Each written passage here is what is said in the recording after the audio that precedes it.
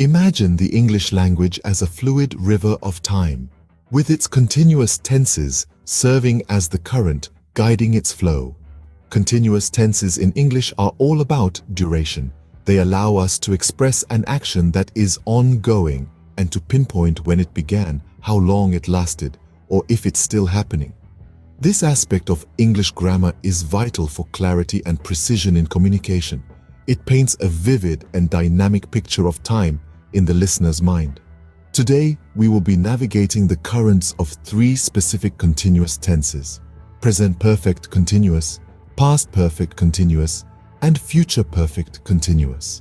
Stay tuned as we prepare to set sail into the depths of these fascinating tenses. By the end of this journey, you'll have the tools to harness the power of continuous tenses and enhance your command over the English language. First, we'll explore the present perfect continuous tense. This tense is something of a time traveler, spanning the past, present, and potentially the future. It's a tricky one, but once you've got the hang of it, it's a powerful tool in your language toolkit. Imagine a bridge that stretches from the past to the present, and sometimes even ventures into the future. That's the present perfect continuous tense.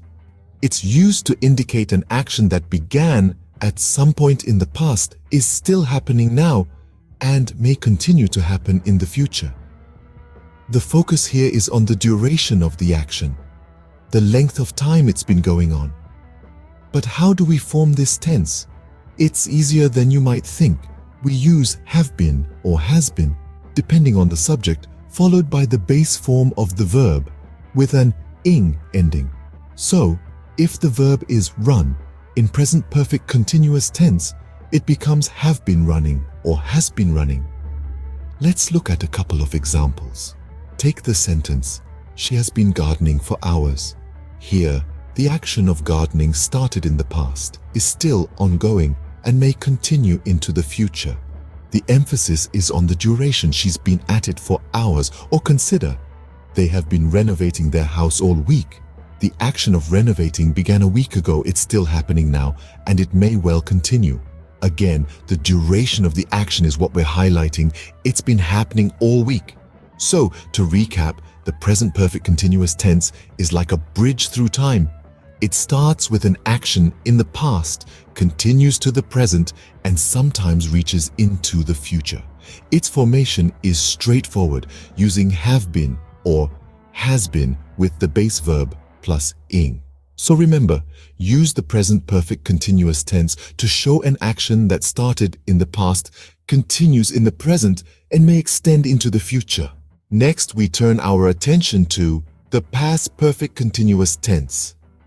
This tense, my friends, is quite the storyteller. It loves to share tales about actions that were in progress in the past and continued up to a specific moment in that past. It's a bit of a history buff, you might say, always focusing on the duration of past activities. Now, how do we form this tense? It's pretty straightforward. We use had been followed by the base form of the verb plus ing. That's it. You've got your past perfect continuous tense. Let's dive into some examples to clarify this concept. Take the sentence. He had been practicing the guitar for years before he became a professional musician. Here, the action of practicing the guitar was ongoing in the past and continued up until a certain point, the day he turned professional. You can almost hear the years of strumming and tuning, can't you? Or consider, they had been traveling for months before they ran out of money. In this scenario, the action of traveling was in progress for several months in the past, right up until the unfortunate moment when their funds ran dry. In both these cases, the past perfect continuous tense allows us to emphasize the duration of the action that was happening before another event occurred. It's a great way to add depth and richness to our narratives, providing a sense of history and continuity. One last note before we wrap up this segment. The past. Perfect continuous tense is often used with the words for or since. For is used when specifying the amount of time, for example, for 2 hours or for several years. Since is used when referring to the starting point of the action. For instance, since Tuesday or since 1990. To recap, the past perfect continuous tense is used to express an action that was ongoing in the past and continued up to a specific point in the past. So the next time you're telling a story about something that happened in your past, consider using this tense to add a layer of nuance and depth to your narrative. Finally, we arrive at the future perfect continuous tense. If you're still with us, great job! You're about to master the last of these 3 continuous tenses. So, let's dive in. The future perfect continuous tense, much like its siblings, is all about emphasizing the duration of an action. But this time, we're looking ahead, into the future. This tense is used to convey actions that will be ongoing up to a specific point in the future. It's like having a crystal ball that lets you see how long an action will have continued by a certain moment in the future. Now, forming this tense is a bit like a game of mix and match.